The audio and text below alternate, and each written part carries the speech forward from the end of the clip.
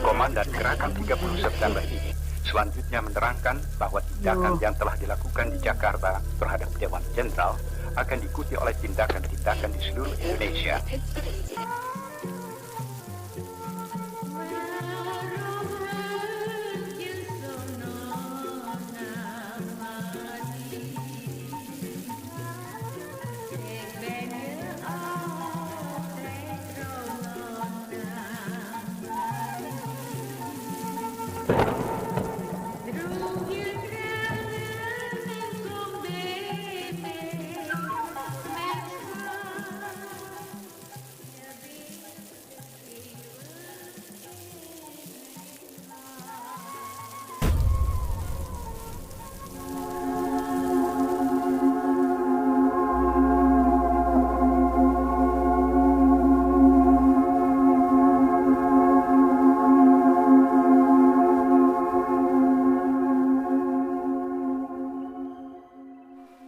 Assalamualaikum warahmatullahi wabarakatuh.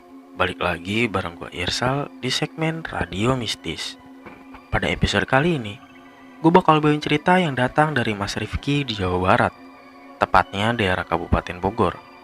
Untuk kejadiannya sendiri belum lama, sekitar tahun 2014-an, yang mana pada waktu itu bertepatan pada saat bulan suci Ramadan. Sebelum lanjut ke cerita, gue mau ucapin terima kasih dulu buat Mas Rifki yang udah berkenan bagiin ceritanya ke sobat Mystic Hunter. Bersembunyilah di balik selimut kalian dan pasang earphone kalian, karena cerita yang gue bawain kali ini bakal bikin bulu kuduk lo merinding.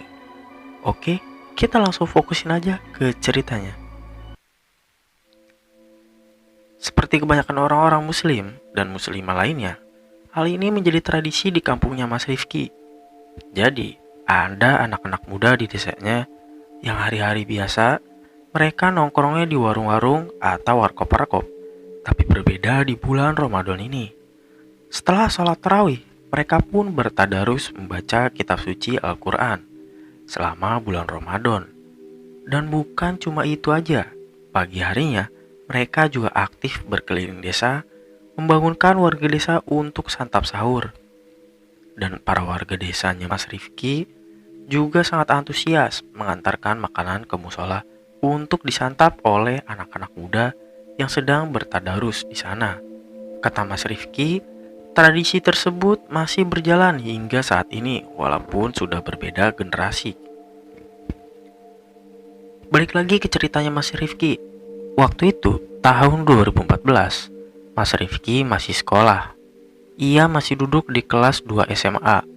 Dan kebetulan masuknya itu jam 12 siang. Jadi orang tuanya Mas Rifki tidak melarang bergadang selagi melakukan kegiatan yang baik. Malam itu seperti biasanya selesai sholat taraweh, Mas Rifki dan beberapa orang temannya, tidak disebutin berapa orang, kita anggap aja 5 orang gitu ya. Mereka itu tadarusan, dan selesai tadarus, yaitu tadi mereka begadang sampai jam 2 pagi dan nantinya membangunkan orang-orang untuk sahur. Waktu itu sekitar pukul 12 malam, Mas Rifki bersama 5 orang temannya itu belum tidur. Mereka masih asik memainkan game online waktu itu. Di tahun 2014, game Clash of Clans masih sangat populer. Mereka main game dan tidak sadar sampai tertawa terbahak-bahak. Sempat diingatkan juga sama seorang warga yang masih tadarusan di musola itu. Akhirnya warga tersebut pun pulang, hanya menyisakan Mas Rifki dan ke-5 orang temannya. Musola juga pada waktu itu agak sepi, tidak seperti hari biasanya. Di awal bulan puasa, mungkin itu udah menginjak pertengahan bulan puasa. Lagi asik duduk-duduk di depan teras musola, dan di sebelah musola itu ada satu pohon mengkudu. Pohonnya tidak terlalu besar, tapi buahnya itu lumayan banyak. Tiba-tiba terdengar seperti suara buah mengkudu tersebut yang jatuh. Pada saat itu mereka masih menganggap itu hal yang biasa. Ya namanya ada pohon, wajarlah buahnya jatuh. Apalagi buahnya udah matang. Tekstur buahnya itu agak lembek dan berbau kurang sedap. Kalau udah matang itu biasanya dia bakal jatuh dengan sendirinya.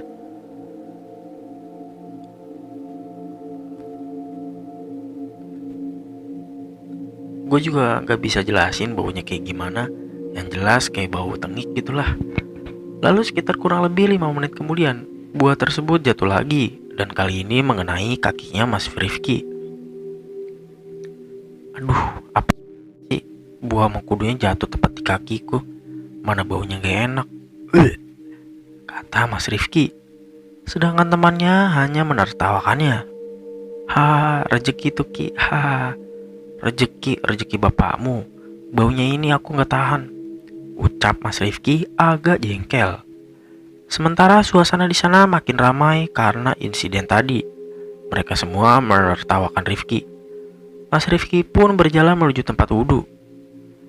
Mas Rifki pun menyalakan keran air sambil membasuh kakinya. Malam itu hening sekali. Di situ Mas Rifki berpikir, loh aneh, kalau emang buahnya jatuh karena gravitasi, harusnya secara vertikal. Ini kok malah secara diagonal. Oh iya, berarti ini bukan karena jatuh, tapi aku ditimpuk. Tapi siapa malam-malam yang naik pohon mengkudu? Ucap Mas Rifki. Mas Rifki langsung kembali ke teman-temannya. Bro, sini deh dengerin aku. Apaan sih Ki? Jawab salah seorang temannya. Kata Mas Rifki, kita kayaknya mending masuk ke dalam deh, tidur di dalam aja. Loh, kenapa? Enakan juga di sini, di dalam banyak nyamuk Ki. Tanya teman Mas Rifki. Mas Rifki pun menjelaskan, gini bro, buah mengkudu kalau jatuh ya harusnya lurus ke bawah. Ini kenapa nyerong jatuhnya? Sedangkan teras musola ini kan ada atapnya. Berarti kita ditimpuk tadi. Lalu temannya berkata, ditimpuk sama siapa? Rifki menjawab, itu dia aku bingung. Yang gak mungkin juga ada orang tengah malam gini naik pohon mengkudu. Salah seorang temannya berkata, Alah, emang kamu gak ikut pengajian Ustadz Ijal? Katanya setan itu dikurung selama bulan Ramadan. Mana ada setan yang ganggu kita? Mas Rifki menjawab, ya soal itu aku juga kurang tahu. Lagian kamu kan juga masih golongan setan. Buktinya masih lepas. Temannya menjawab, waduh sialan. Akhirnya mereka pun mendengar suara seperti tertawa. Suara tersebut berasal dari atas pohon mengkudu itu. Mereka pun langsung berhamburan masuk ke dalam musola dan pintunya ditutup. Di dalam sana, mereka sudah sangat ketakutan, umpel-umpelan, dan menaikkan sarung masing-masing. Sekitar 10 menit kemudian, mereka mulai mencium seperti wewangian parfum. Seperti parfum yang biasa dipakai bapak-bapak. Gue juga gak tahu namanya apa, tapi sangat familiar sekali wanginya. Dan mulai tercium juga bau kapur barus. Mereka pun ya udah umpel-umpelan, berenam. Nah ada satu temannya Mas Rifki yang nyeletuk, bro ini kok jadi wangi ya? Perasaan gak ada satupun dari kita yang pakai minyak wangi. Satu orang temannya berkata lagi dengan agak sedikit gemetar, oh iya bro, Pak Samsul kan baru tadi pagi meninggal dan disolatkan di musola ini. Mungkin ini wanginya masih meninggal. Gimana nih? Lanjut atau kita pulang ke rumah masing-masing? Iya ya, posisi kerandanya di sana lagi. Pas disolatkan, otomatis bau wangiannya masih tertinggal. Kok aku jadi takut ya? Mas Rifki berkata, udah lanjut aja, bentar lagi jam 2 kita keliling. Ini udah jam 1 nanggung. Lagian apa hubungannya orang meninggal sama hantu? Toh kalau ada wangian kan lebih enak daripada aroma bau badan kalian. Ya juga ya, apalagi nyium bau mengkudu yang udah bau busuk. Ucap temannya. Sialan masih aja diungkit-ungkit, kata Mas Rifki. Singkat cerita, malam itu pun selesai. Mereka pun sangat antusias membangunkan warga untuk bersantap sahur. Mereka pun membawa gerobak dan beduk untuk dibawa berkeliling kampung. Setelah sampai di rumah Mas Rifki, sahur bersama keluarganya dan menceritakan kejadian yang ia alami semalam. Tanggapan bapaknya cuma santai aja. Kamu gak tahu diri, itu kan rumah Allah. Ya jangan berisik, yang lain kan jadi terganggu. Mas Rifki pun menjawab, ya gimana ya pak, anak-anak susah dibilangin. Apalagi kalau udah main game, udah deh kayak orang kesurupan. Bapaknya berkata, Nah, baru kaya kan? Untung gak kesurupan beneran. Kita bertamu ke rumah orang aja harus sopan, apalagi bertamu ke rumah Allah. Mas Rifki berkata, iya pak. Singkat cerita, sekitar 10 hari jelang lebaran, masih dalam kondisi yang sepi. Seperti biasa, Mas Rifki dan kawan-kawan nongkrong di musola setelah sholat tarawih. Tapi kali ini lebih sedikit dari yang tadinya berenam, kali ini menjadi berempat. Malam itu, sekitar jam 11, sebenarnya mereka mau membubarkan diri karena ya cuma berempat doang, agak ribet.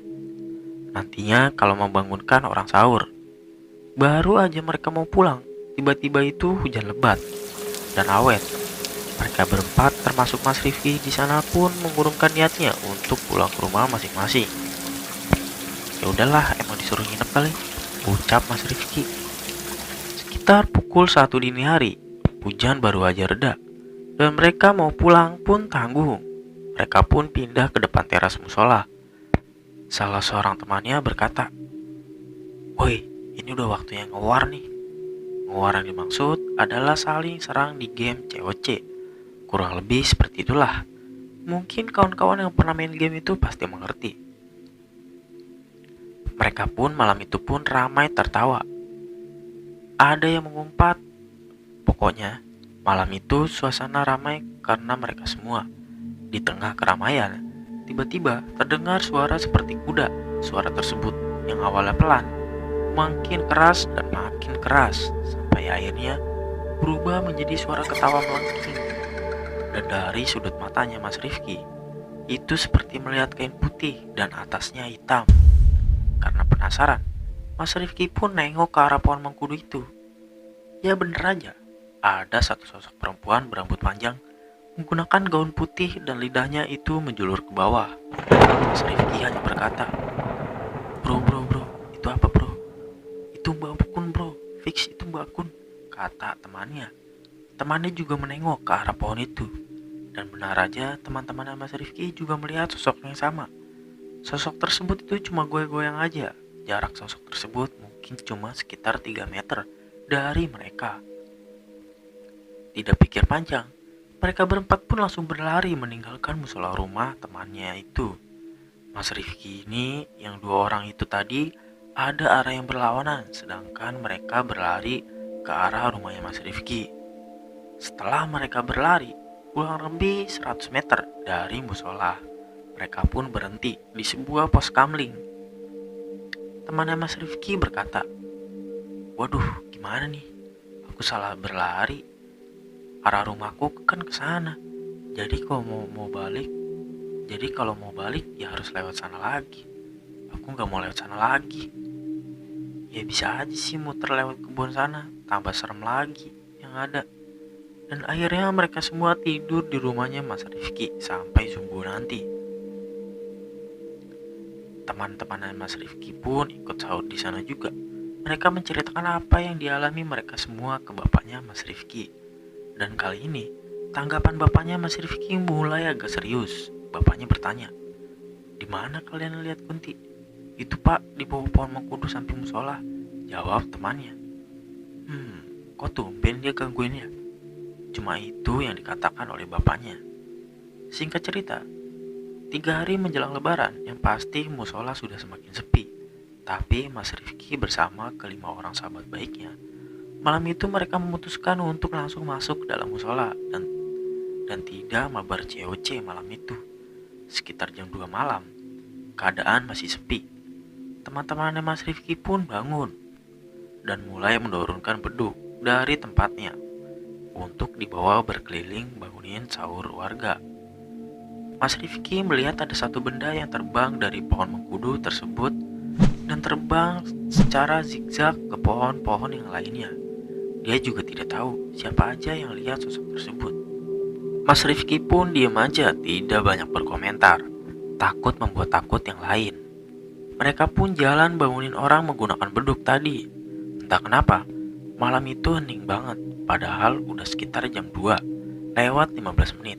Tapi belum ada pengumuman sahur dari pengeras suara dari musola-musola sekitar. Mereka pun jalan udah sampai di perkebunan. tiba-tiba ada satu sosok kunti yang mereka lihat waktu itu. Terbang dari arah belakang menghadang mereka semua. Jaraknya itu lumayan dekat, cuma sekitar 3 meteran dari mereka. Temannya pun berkata sambil gemetar, "Ki, itu Ki, Ki, itu Ki." Rifki menjawab, "Itu kunti yang kemarin." Mereka pun lari berhamburan. Beduk beserta gerobaknya itu ditinggal begitu aja. Mereka pulang ke rumah masing-masing.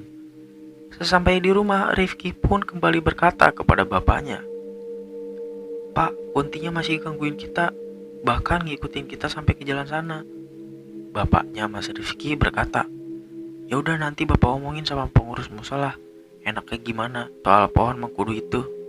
Dia itu emang ada di situ Ki, tapi ya nggak pernah nampakin diri ke orang, pernah ganggu lah. Bapak juga bingung kenapa diganggu kalian."